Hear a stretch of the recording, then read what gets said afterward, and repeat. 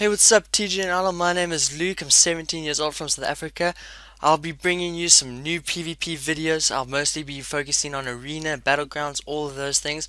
But for my first video, I'm going to show you PvP Disc Priest talent speccing. So let's go straight into that. Alright, so over here we've got improved power word shield. It's got a 20% absorb, so that's always good to go for, so I went for that. Then twin disciplines increases your healing by 6% if you go for 3. Always good to get some good heals going there.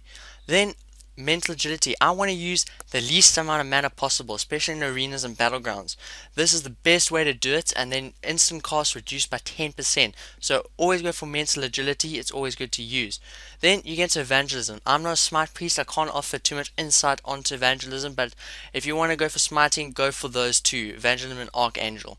Then you get into Inner Sanctum. I went 3 of 3 for this because I love switching between Inner Fire and Inner Will. Inner Fire I use when I'm under pressure, maybe against a warrior or mage, and then this reduces their spell damage by 6%. And then also when I switch to Inner Will, when I'm not under too much pressure and I want to get my mana back and use less mana with my instant cast, I use that so I can get 6% increased speed movement. Then we get into soul warding. This I use for 3v3 mostly, because then if you look over there, the global cooldown is much less. It reduces it by 2 seconds, so I use that. Then you get onto Renewed Hope. This is awesome if you want to get with the Weakened Soul debuff. It'll help you get 10% increased crits with someone with Weakened Soul, and then also anyone who has your Grace effect on them, it'll also increase the crit chance by 10%. So always good to go with that with your heals. Power Infusion, there's no debate about it really. I mean, if you hit it, then you're going to get 20% less mana use and 20% increased casting time. Awesome thing to do, and if you're in really big amount of trouble with either your other partner or just in general. Then Atonement links in with Smite Priesting. If you want to heal while you're smiting, good thing to go for them. I think it's more of a PvE kind of thing, so I don't go for that. Inner Focus, this is a free heal pretty much. I mean, it gives you 25% increase crit chance and no mana use. It reduces the mana cost of it, so by quite a significant amount, so go for that. Then you get Rapture. Rapture is a great power to use if you have, maybe, let's say there's another priest you're versing and he dispels your bubble. This will give you 7% of your total mana back, and this can only occur every 12 seconds, but it's a great thing. If you're running low on mana and they get dispelled, you're going to get 7% of your total mana back, which may not be much, but at least it's something that can keep you alive. Then you get to Borrowed Time. Disc Priest and PvP don't really like haste. I'm just trying it out this season. If I don't like it in the first few arenas, I'm going to switch it and take it back into Veiled Shadow so I can get 4-minute cooldown onto my Shadow Fiend, which is always great. So then also, we're going to Strength the Soul. When you heal someone with Flash, Greater Heal, anything, it will give them the Weakened Soul debuff will get reduced by 4 seconds. Always great to have that. In addition, your inner focus can't get interrupted, dispelled, or silenced. That is a really great thing to happen. The only thing that can stop you really from having that 5-second gap to heal yourself would be a Death Knight's Death Grip and his Hunter. I can't remember what that spell is called with a Hunter, but that is what will interrupt you. Critical heal with Divine Aegis. If you get critical heal on you or someone else, you'll get 30% of that heal will go into a bubble on you, which is really great because then you're going to have your bubble, and if that bubble may heal a nice crit, you'll get another bubble, or just in general any heal, you'll get bubbles flying everywhere. Then you get Pain Suppression. This is great if you link it in with Power Word Barrier. You'll get a 65% bubble around you, and if you have your glyph, 10% increased healing, which is amazing because then you can do so much more with that. And this will last for 8 seconds. Also, if you put on another person, just give them that chance to live. Then you get into Focused Will.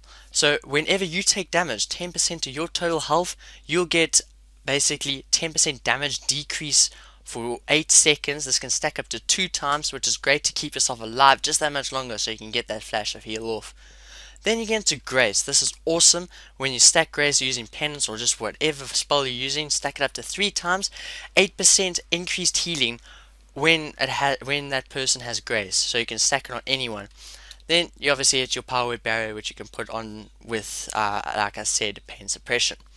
Then we go into improved renew. I like this because you can place it on there and it can give some pretty decent heals. If it gets a nice crit, then you'll go into Divine Aegis and you'll get another little shield for 30% of that crit. Then you get empowered healing, 15% increased healing with your flash, heal, binding heal. All those things will do great things for you. Desperate prayer, link it all into desperate prayer. If you're in that oh my gosh situation and you can't get out of it and you need that big heal at that instance, pop that and you get a nice big heal to keep you up just that much longer. Some people like to use Surge of Light. I find it a bit unreliable in some instances. You get that instant cast, but then you may need it the one time and you don't have it. I prefer, if I'm going to do it, I'm going to put it into Inspiration, and it reduces the damage by 10% for 15 seconds, and it can happen every now and again, which is a bit more reliable and it actually helps. And after getting a critical effect from Flash Heal, so it's really great to have. You can also choose, hey, I don't want to put that there, I would rather put it into Reflective Shield, which is optional with the spec. It's not really necessary. So you can either most likely move Borrowed Time to there and Inspiration to Reflective Shield. It's up to you what you want for those areas, guys. Alright, then we get on to glyphs. I obviously love this glyph because I love my shields a lot, so increases, well, I get a 20% heal for the absorption amount, so more healing for me and I get a heal for it, so great for me. If you're really good at fear warding, I would recommend this one. 2-minute cooldown then, because it reduces it by 60 seconds. This is really great because if you're versing maybe a priest or warlock and your partner is about to get feared and you can see it's going to come in because he's running onto that priest and putting the pressure on, pop fear ward on him, he won't get feared. Down goes that priest or warlock or whatever he's versing. Glyph of Penance, 2-second cooldown less. That is awesome because then you can just get off more heals there. I love that one. Alright, Master Spell Glyph. You want to get that pesky ice block off your partner. Just use that and you get a 1 second less cast time on your master spell. It's really great. Then Flash Heal. If your partner's on 25% or less health, you get 10% enchant crit heal on that. So then you get more on there. Then Glyph of Seraphine, if it gets killed, you get 5% of your maximum mana back, which is always great. And then Levitate, just optional if you want to stuff around in the arena. And that's what I've got for my talents and glyphs. Then we get on to gems. I know that the general thing would be Intellect, Resilience, and Spirits, which is what I have gone for. At the moment, I don't have all my enchantments. It's unfortunate because I'm only on 15 gold. But I like with the blues, 20 Intellect and 20 Spirit. You can choose if you want to go for maybe that 40 Spirit kind of one. And then with weapons, you can choose either the Staff or the two one-handed weapons. So I went for that and I got Heart Song for my main hand, which will give me increased spirit every now and again, which is always great because you want your spirit. And then you get your other offhand weapon, you get a 40 intellect. I love this because then you get more intellect than just with the staff, so it's great to go for that. And then just reforging. I normally reforge spirit. I've recently just started reforging to crit. I don't know if you guys have noticed, but crit really does help. I find in the arenas and in battlegrounds, I've been healing about 50k the one time, so it's really great to go for crit and spirit. Alright, so that's all I've got to offer for this video, guys. Hope you enjoyed it. I'll be releasing my next one soon, and that will be on Arena as Season 10 hits us, and it'll be great to see what happens there. Please leave constructive criticism, and let me know where I went maybe a little bit wrong in the video, and yeah, it'll be great. Thanks, guys. Cheers.